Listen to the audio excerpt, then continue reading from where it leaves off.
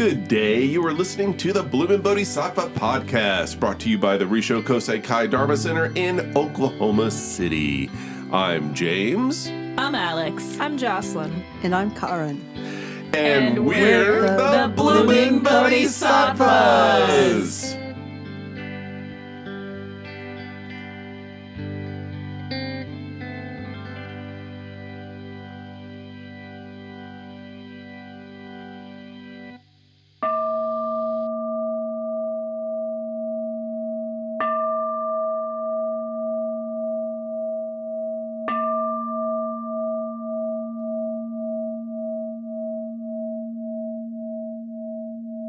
So today we are going to continue to talk about the Six Paramitas.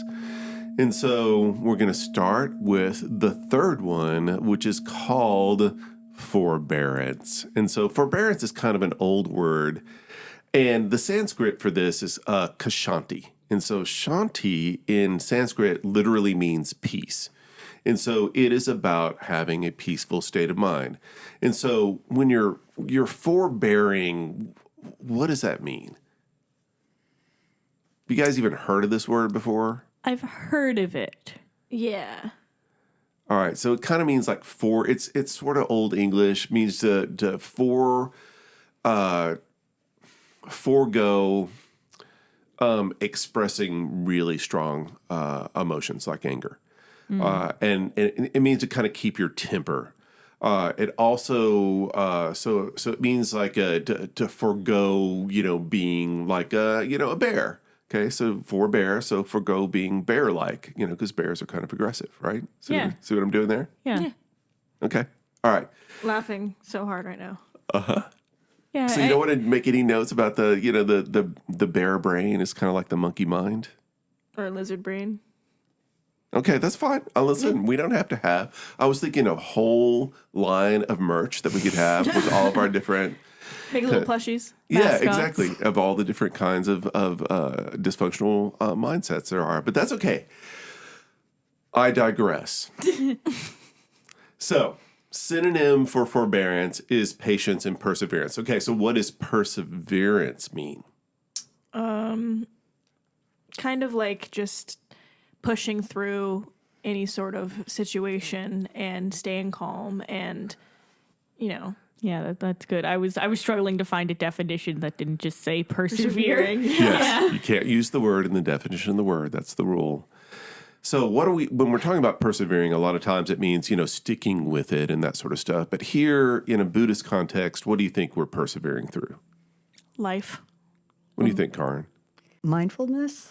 Yeah, we're trying to keep mindfulness together keeping for sure. calm Yes. in the face of adversity. Yes, adversity and, of course, suffering. And so when we are faced with things that are difficult, it stresses us out and we tend to overreact. That's what human beings are kind of built to do. And so the example of the Buddha is always there. And, of course, the Buddha, like almost any other religious figure, was persecuted because he was bringing about change. And throughout all of it, you see him constantly treating people who are really upset with calm and patience. Now, here's the question I have for you. So we know anger is one of the three poisons, but yet people really feel justified getting angry. Why? And in what situations do you feel justified being angry? Whenever they can make that anger righteous or to further a cause in some way. Okay, that's a really good thing. Let's kind of explore that a little bit. So self-righteousness is a good justification, rationalization for, you're fighting the good fight, right?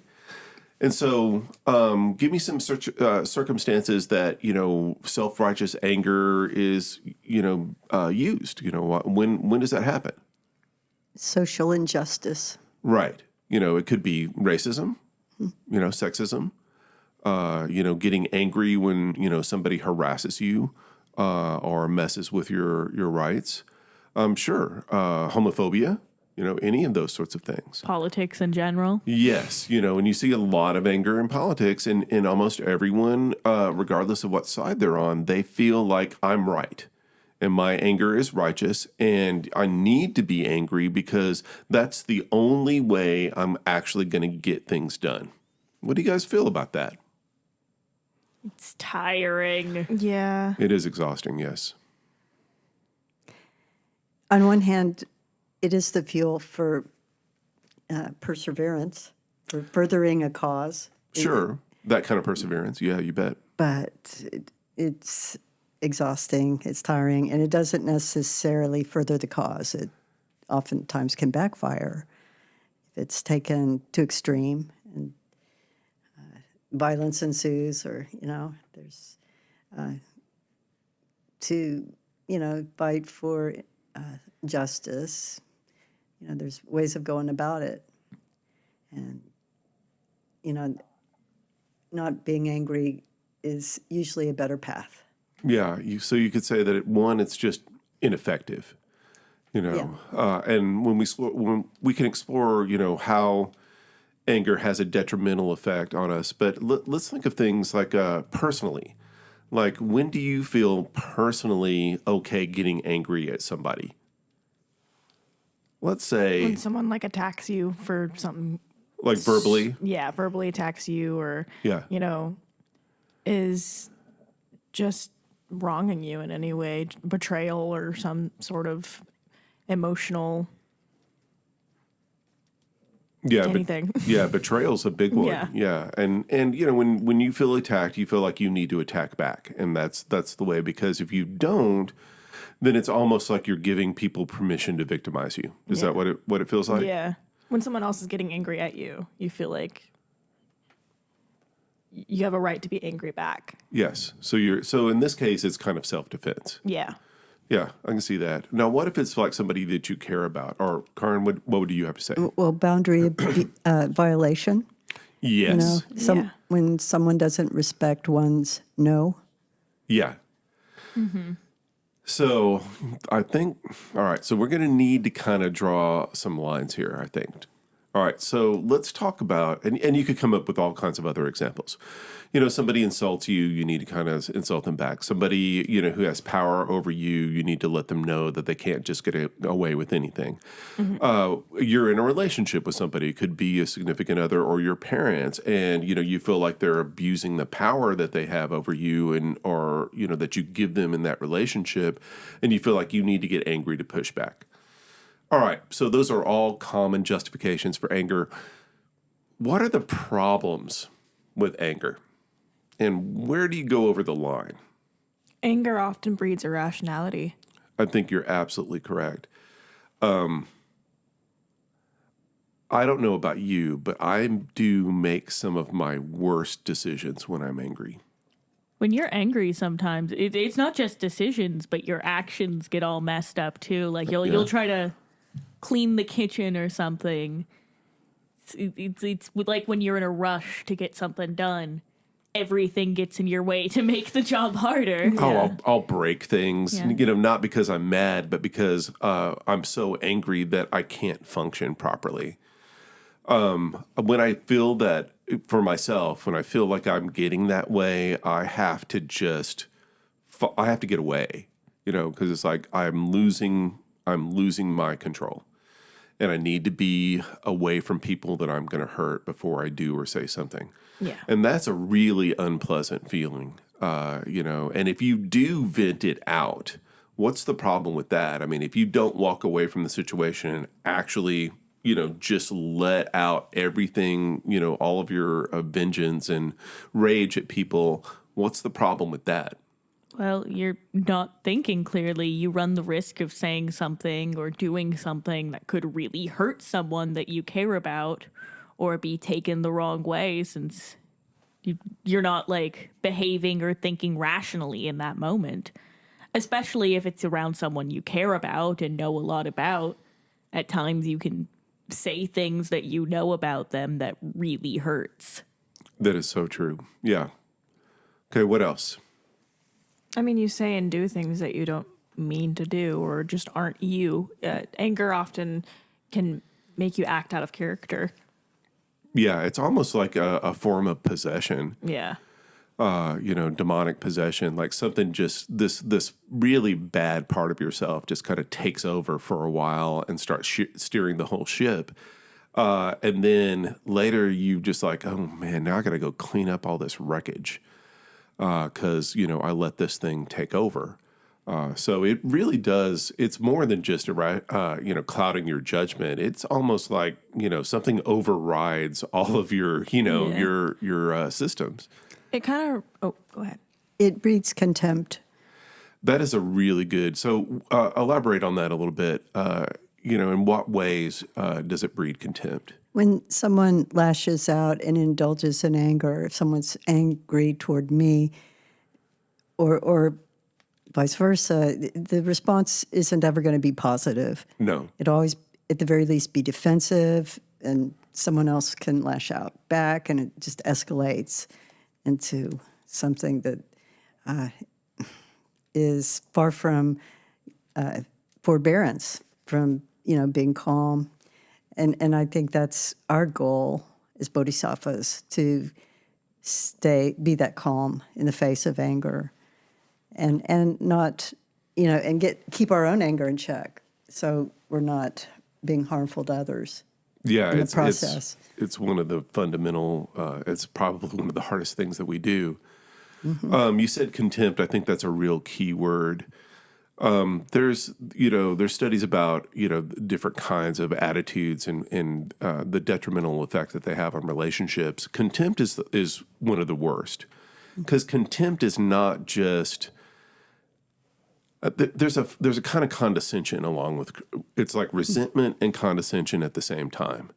And it's really poisonous. It's toxic to relationships, and anger kind of brings that out. All right, so the other problem with anger is this thing called the revenge cycle. We probably talked about this before. Ooh. So do you know what the revenge cycle is? I can get kind of an idea based on, like, the way it's phrased. It's sort of like how seeking out revenge causes someone else to then seek out revenge, and it becomes a never-ending cycle of trying to get back at the other person or something in general. Yeah, and you see whole cultures do this. I mean, you can see, the Israel Palestine as being, one big revenge cycle that's really gone on for hundreds and maybe even thousands of years. And a lot of cultures have been like this. You see it with gang warfare. You see it just with, people at school. Somebody gets bullied, they have to bully somebody else back, or their friends have to step in, and then, we got to go and we're going to ambush, the person that messed with our friend after school, and then their friends have to get together and they're going to ambush the other people, and it just escalates. So the problem with the revenge cycle is that it never ends. The only way to make it end is that you have to be the dominant alpha forever and ever and ever. Never say those words again, Dad. I know. It's awful. I mean, but that's what you have to do. Especially from you. I know. That made me want to launch out of my own body. I'm so proud of you all. Okay. That's the problem. You're trying to dominate and require submission from everyone else. And that is an unsustainable way to be, whether you're a person or a country or, anything. Okay? So the revenge cycle is not an effective way to solve conflict. So let's talk about calmness. So Shantideva, we have another Shantideva quote. And by the way, Shantideva literally means the god of peace. Isn't that cool? All right. Such a slay name. It's right? so cool. Okay. I need a poster. I can make one. I'm sure we can get you one. Yeah, like a little peace sign. Yeah. I mean, so your birthday's coming up. It is. Okay. I can make it happen. I did download his book. So, Shantideva says, there is no such thing as anger in happiness. So when we feel happy, there is no anger. Anger and happiness cannot coexist. What do you guys think about that? I find it very true. Love that saying. I think, we trick ourselves into thinking anger is going to actually protect us. from abuse or victimization or whatever. And I'm sure you all know people that's just kind of their default, is to get angry at the slightest sign of trouble. Yeah. And it hurts you. It hurts the people around you. It doesn't really get you what you want. You may think that it does. It may be, it may have seemed functional at some point, but in the end, it is only going to cause you misery. We're all just a choice away from choosing, do I want to be happy or do I want to be angry? Yep. Okay, so we've talked about how anger can sometimes feel really powerful, and that's a way for you to defend yourself and all of that and get things done. And we've also talked about how that's really kind of an illusion or delusional. So let's talk about the opposite. So how is being kind and calm and compassionate and humble, how is that powerful? Well, I mean, it's not as exhausting as being angry all the time. That is a fact. So there is a story that you may be familiar with in the Lotus Sutra about the power of being humble. Do you guys remember that story? Never unworthy of respect. Are you talking about a bodhisattva named Never Unworthy of Respect? We most certainly are. Yes. Oh, okay. Tell us about it. Yes, All yes. right. Our boy Never Unworthy of Respect. Yeah. Yeah. Yeah. Yeah. So before him, there was a bodhisattva named King Majestic Voice. Yes. But this isn't about him. No, He was just before Never Unworthy of Respect. that's true. Yes. Yeah. And Never Unworthy of Respect, he heard the Lotus Sutra. So he went to everyone. He was like, you're all going to become Buddhas. Sacrilege. Yeah. And in all these different Buddhist groups, they were like, no, we can't all become Buddhas. Only some of us will. Because only some of us are practicing the correct way. Yeah. And everybody thought he was a nut job. Yeah. And so they threw sticks and stones and words at him. Yes. And he was like, what are you talking about? You're all practicing to become Buddhas. Therefore, you'll all become Buddhas. And I could never find you unworthy of respect. Thus the name. Yeah, that's why they named him that. Right, because that's all he would ever say. Never worthy of respect, never whatever. And so no one actually learned his name. Yes. But he, through all of these words and sticks and stones that were thrown at him, he continued to outwardly be kind and outwardly respect everybody and not get angry and persevere through all the things that were done to him. He practiced some forbearance. Yes. And of course, it's revealed at the end of that story that was actually a previous lifetime of Buddha himself. Yeah. And also, what's interesting about that is that, he didn't sit there and just let him beat up on him. He would run to the other side of the street and then say, you're all worthy of respect. And, I'm gonna go achieve enlightenment without you. So he wasn't sitting there letting them be abusive. But at the same time, he was not a hater. And that's kind of the point of the story. Why are you looking at me like that? I'm just listening All right. intently. So how does this work? I mean, how does not confronting people in an aggressive way, how does that actually help them come around to your way of looking at the world? Well, I mean, treating aggression with aggression kind of just escalates things, like That's the right. revenge cycle. Yep. Fighting fire with fire builds a bigger fire. Yes. Defensiveness ends up happening a lot, and defensiveness is not what you want to resolve any sort of conflict. Right. So de-escalation helps get rid of all of the irrationality that you see out of anger. All right. And so then you have two people that are able to actually have a conversation. Or you just you move to the other side of the road, treat them with respect still. And then eventually they'll be like, oh man, Never Unworthy of Respect. He's doing a good job achieving enlightenment over there. Are we in the wrong? Yeah. So you try to lead by example. That's very good. Some of the earliest teachings of Buddhism say you don't conquer hate through hate. You conquer hate through love. And it even says that this is a very old law that goes way back before even Buddhism. And so this is one of the big key factors that treating anger with kindness is actually more effective than treating anger with anger. And so one of the reasons for that is that you're avoiding all of the escalation problems, but you're also showing the person that's angry at you that you actually care about them. And that they're going to be really mad at that for a bit. And then something else happens. What are you going to say, Jocelyn? I just have an example of this that I found kind of funny at the time. It was a couple years back. I was actually pretty young, but there was this dude who was just being hateful on somebody's like video or something like that on Instagram. And it was stupid. Like it literally there was no reason. There was just somebody like talking about the history of corsets or something. And this dude was just like, "You're ugly, blah, blah, blah, blah, blah." And I was just like, whatever's going on in your life, I hope you're okay. Ouch. I hope you get through it. Yeah. It's just because clearly you're taking something out on this person. And he was like, "Well, yes, but I'm just saying blah, blah, blah, blah, but thank you anyways." And I was that's like, oh. nice. I was like, this is interesting. Okay.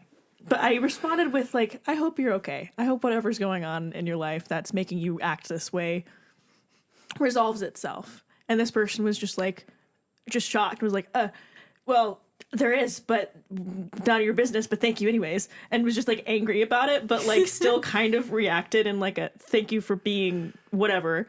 I thought it was kind of a little like, interesting. Almost in spite of themselves. Yeah. It's like somehow through all of the irrational venting, that little piece of compassion kind of came through, even though they didn't want to admit it and didn't want to express it, it was still there. Yeah.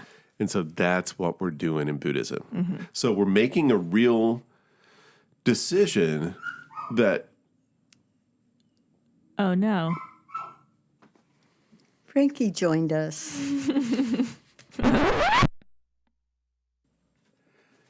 So that's what we're doing in Buddhism.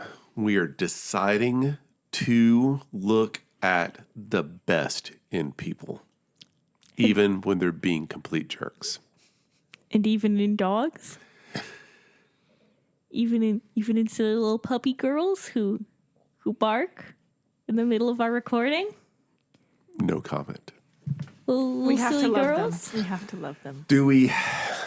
That's fine. But All Dad, right. you can always just choose I guess- to love them. I guess dogs are included in all sentient beings. So, all right, that's Okay, fine, but is she sentient? Yes, actually, yes. Believe it or not. Way too sentient. Okay, so we've talked about how kindness is actually, in some ways more powerful than anger. And in the long run, remember, Buddhism is playing the long game. It's not into in the moment reaction. It's like, how do we eventually, over the course of time, get where we want to go, which is a land of peace and calm and compassion? So let me ask you guys this. A lot of people really think that human nature, that our nature as human beings is that of conflict, that we are aggressive animals that are really out to, either kill or be killed or or prey on one another. Do you feel like that is actually the case? No. Hell no. So what do you think is how do you know that we're not just, kind of animals with big brains that are out to, dominate each other? Because it hurts us to stay angry for that long. It causes us like mental and even physical fatigue. Yeah. Yeah, I had a teacher that once referred to something that he called the anger hangover. It's like, I know exactly what that is. When you just kind of lost your temper and the next day or even like a couple of hours after, you just feel so sick and, nauseous and like your body is wrecked and you just feel horrible spiritually, mentally, and, physically. That's because anger is meant for conflict. It runs like endorphins and adrenaline through us. Yeah. Anger is there in case we have to actually fight. It's not our natural state. We're not meant to be fighting. We're not meant to have adrenaline running through us at every moment because that's bad. Right. So it goes back to the fight or flight or freeze mechanism, which is only supposed to last for seconds, not, years. Yeah. All right. So, so why do you think people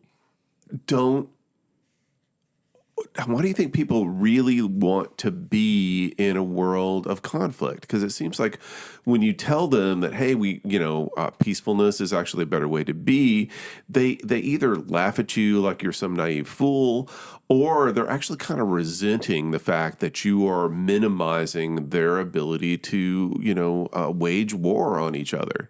They've put so much into the conflict. Yeah. So you think it's just like a ego investment? Absolutely. Absolutely. They think that peace is weak and people will look down on them and it ruins their pride, Yeah, I mean, there's whole political movements that are based on that. And when you put so much of yourself into something, you can't it's hard whenever you're told that you're wrong, even when you are. Once you've put so much time and effort into being angry, into trying to win this never-ending conflict. Yeah. What are you going to do? Surrender. Stop? Yeah. Right next to anger is one of the three poisons is greed. Yeah. And that's, I think, the driving force for, taking over other countries or colonizing and all that.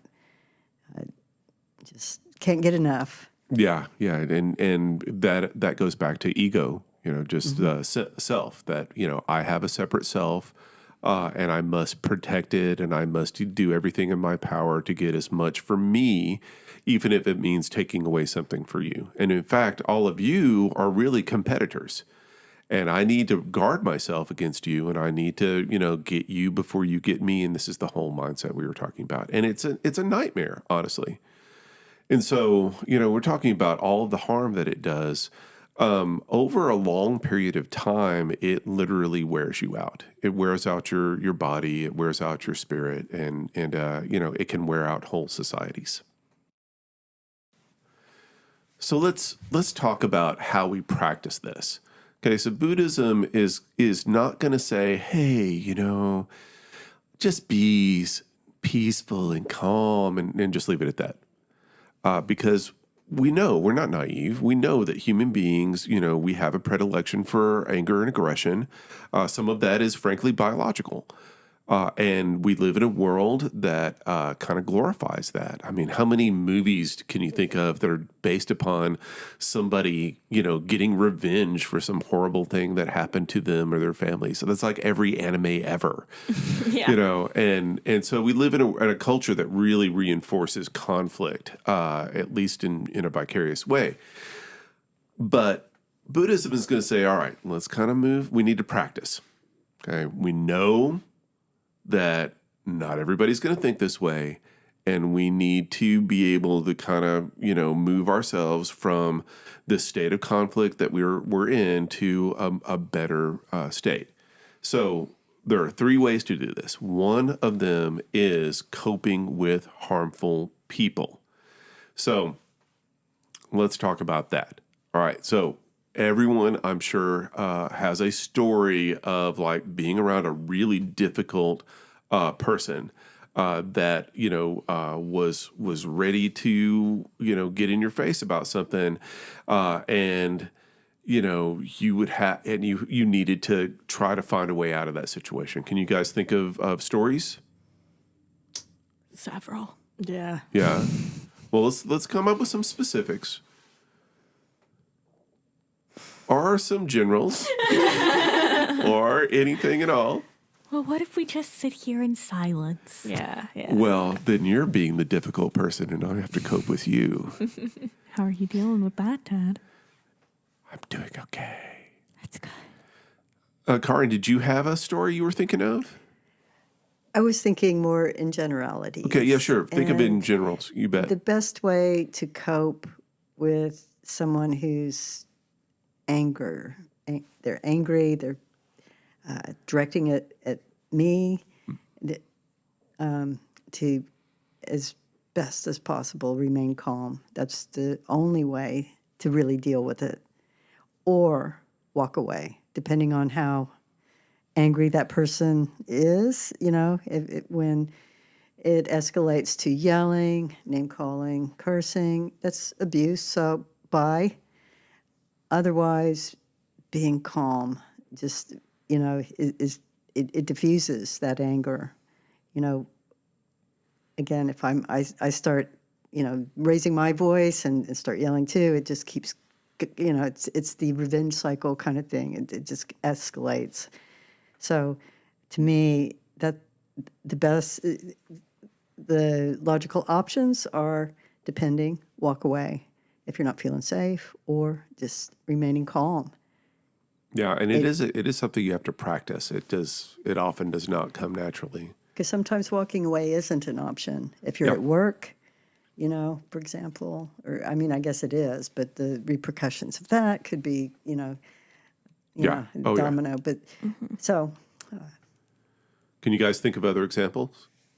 I had a friend where we haven't been friends for about like a year or two now, but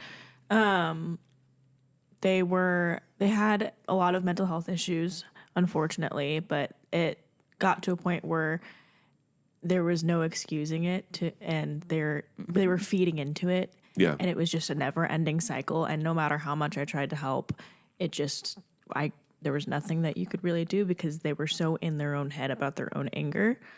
The way I ended up just coping with it was trying to stay calm, trying to be level-headed, trying to be rational out of the two of us, unfortunately. Yeah. And eventually, I just had to remove myself because there was no other option. And staying in the friendship that I had was just, it would create a cycle of me being hurt or me being emotionally exhausted trying to help this person, and they didn't want help. Yeah.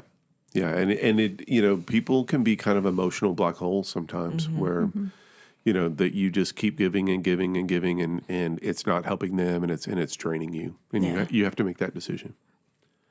All right. Anything else?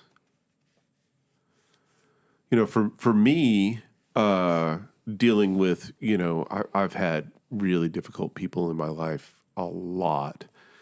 And at work, it's, you do have that kind of, situation where it's like, hey, I'm being supervised. I'm responsible for these people, their children, even if they're not acting like it. And, if a teenager is going to go off on me, I have to be the grown up in the room, and I'm the one who's going to have to be, calm and kind of talk everything down. And, as they might be being, verbally or even physically abusive. I think it's harder to do with other grown-ups. And I've certainly been in situations with, even other teachers where they've just gone off. Either it's, I've certainly had supervisors go off, and it's like, you've lost it and you are taking it out on me and I'm powerless to defend myself. It's hard. And I've been in relationships with people that just didn't have a lot of emotional control or at least had less than I do. And there are some times where I just sort of resented the fact that I don't get to throw a fit, that I have to be the calm one, absolutely. Yeah. And it's like, well, that's stupid. Why am I mad at you for not letting me lose my temper? And so I've really tried to look at it as like, okay, well, this is an opportunity actually for Buddhist practice. This person has lost their mind. And the way Buddhism talks about anger is that you should treat it as a form of temporary insanity, that someone has just temporarily lost control for whatever reasons, often reasons that have nothing to do with you. And you just happen to be sitting there when they lose it. And that, it'll burn itself out usually, and they'll come down, and then you can kind of step in and go, hey, what's really going on here? Yeah. There's been multiple instances with friends that I'm no longer friends with, but where I did something or I'm, being friends or in a relationship with someone that has absolutely nothing to do with them and has absolutely did not interact with them or anything like that. And the situation has nothing to do with them, but me telling them about this thing just completely set them off. Yeah. And it just kind of snowballed. Yeah, and you can never tell. You step on a mine in a minefield that you didn't even know existed, and you've triggered somebody else, and somehow they're mad at you for doing something that you had no awareness of, and honestly, they didn't even have an awareness that was going to trigger them in the first place either. Yeah. But now they're mad at you. Oh man, we could just go on and on. Yeah. And then I don't get to be mad at them. Sorry, I don't get to be mad at them because Yeah, it doesn't help. It would just feed everything. Yeah. They don't want to back down, but someone still has to. Yeah. Yeah, and it's hard. I think for some, we're all human. There's a certain element of rush. When there's an anger, whatever adrenaline and cortisol or whatever is pumping through our bodies and our minds. And I think, that's a factor that factors in for some people. It's to feel, it's like they need that rush almost. Yeah, I think anger can be a drug for sure. That again, you've got whole cultures that really kind of get off on being angry, and we don't have to go into that, but I definitely was around people, growing up in East Texas that they just really liked anger. I had a friend in Austin that just told me right off, it's like, James, man, I'm just addicted to rage. Mm-hmm. And fortunately, and he liked to get drunk and get into fights. That was kind of his thing. And he would usually pick on people that also wanted to get into fights. And so he was, I never felt threatened by him, but that was just kind of his thing, is he just wanted to fight. I mean, isn't it like a thing that like anger and, like pain also like releases dopamine? Absolutely it does. Yeah. And adrenaline, obviously. Yeah. And so it can become, and if you add, self-righteous anger, like we were talking about it, and you feel justified, then you can just keep, stoking that all the time and feel completely, okay with it, even though it's hurting you and hurting the other people around you. It can't hurt you. You're in the right. Yeah. Good luck with that. All right. So the other thing, dealing with, coping with harmful people, that is a practice. Another practice is working with difficult situations. And so difficult here could just be something that just is harder than it needs to be. It could be that, things are, obstacles are between you and where you need to go. A real prime example, of course, would be traffic, and how traffic just makes people crazy, even though no one's at fault. It could be when your job keeps you for almost 2 hours past when you were supposed to be told to leave. Mm-hmm. And at that point, you're really tired and no one's saying anything to you, and the managers are all busy. So you just have to keep on working, even though you're tired and you've been there since 10. Because resentment is best when it simmers. But it's fine. I'm fine. Yes. And so practicing this stuff, man, it is difficult, but it's also really necessary. I mean, we talk at the very beginning of the whole series of podcasts that you don't have control over circumstances a lot of the time. And so if circumstances become difficult and you're freaking out about it, that's kind of your problem. Now try to problem solve it. Maybe accidentally lose the crazy dog in the woods at some point, and just see if you can, take care of that stressful situation. She has a collar. Oh, it has our number on it too. We're probably going to get her chipped at some point.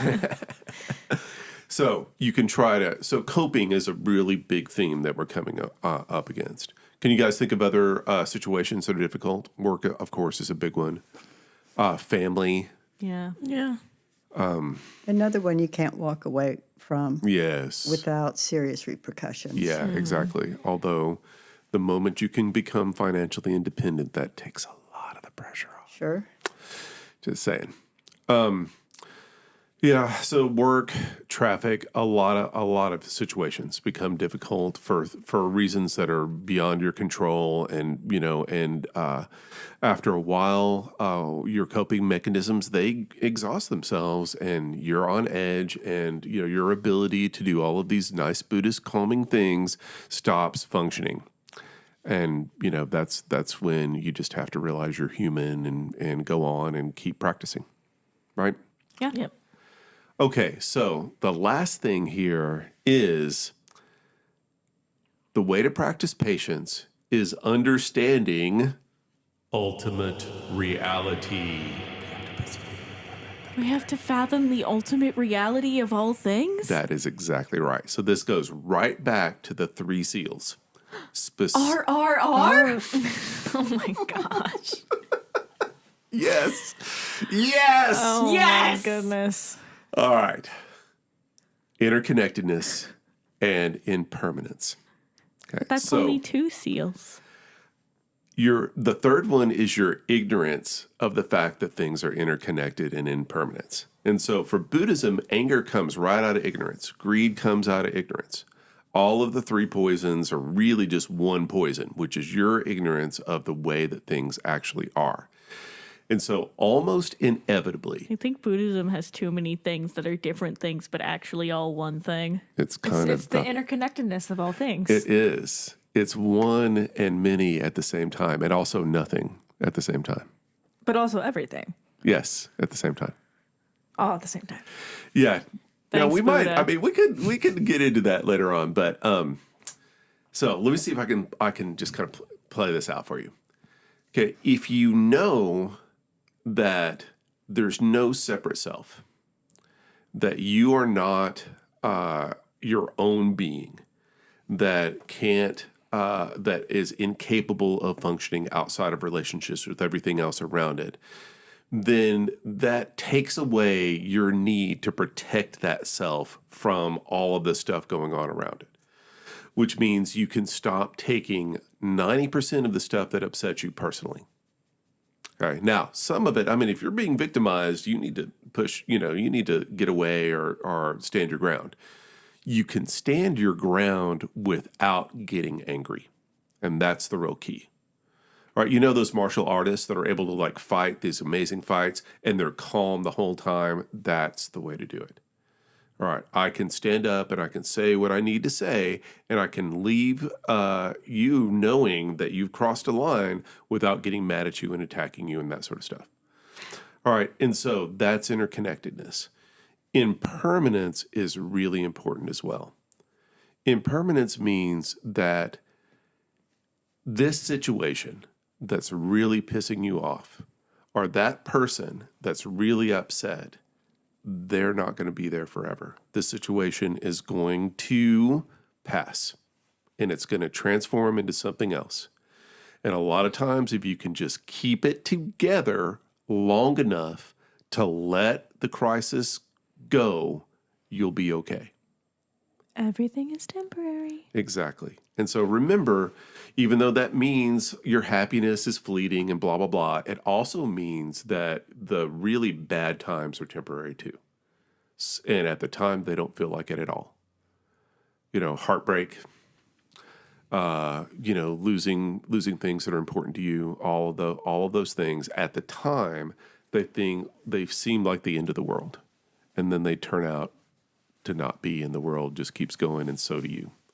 And so then you have a chance to be happy again. Yeah. And so it's hard when you're in the middle of all of that pain to know that light at the end of the tunnel is there, whether you can see it or not. But for Buddhism, and this has been really helpful for me, knowing that that shift is going to happen kind of helps me get through the really bad times. Yeah. And know that, my heart's going to heal at some point. I'll find another place, another way to make a living, whatever it happens to be. And that I maybe can't see that right now, but that doesn't mean it's never going to happen. And so it keeps you from doing what we call catastrophizing, right? Yeah. Right.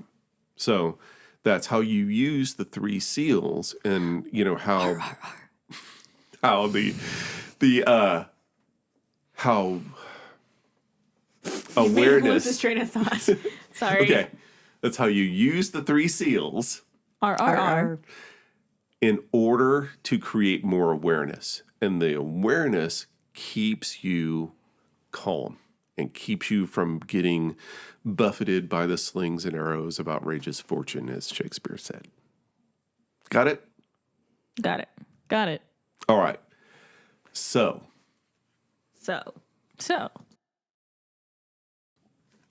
All right. So, you know what? This is good. This is good for an episode. We got through forbearance. Forbearance is good. That's a lot. So let's have a little kind of rehashing. So what did we learn today, children? Persevere. Yes. All right. Get through it. And especially persevere hardships, emotional hardships and things like that. Persevere on the path towards calmness. Yes. What else? Anger kind of sucks. Anger's not the answer. It's really... Anger, man. Yeah, it is. It's I mean, bringing you down. we call it a poison, and honestly, it really feels poisonous.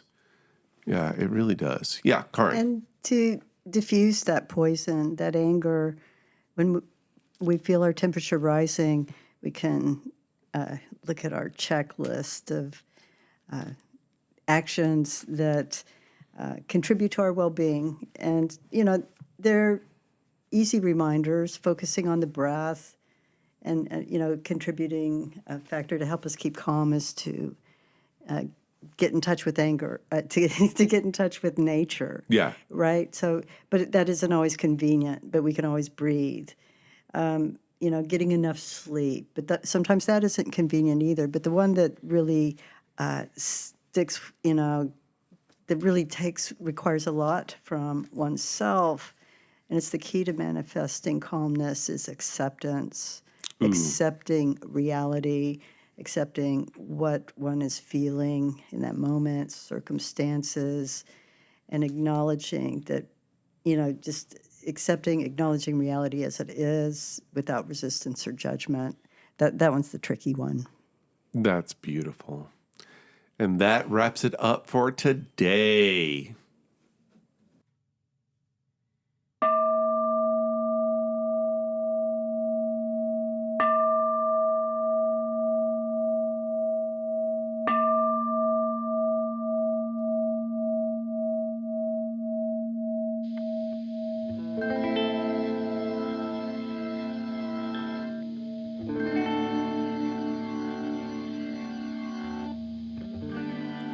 Thank you all for listening to the Bloomin Bodhisattva podcast, brought to you by the Rissho Kosei-kai Dharma Center in Oklahoma City. And stay tuned for the next episode when we will continue our journey through the 6 Paramitas. Maybe we'll finish it. Maybe. Until then, our fellow bodhisattvas, keep on blooming!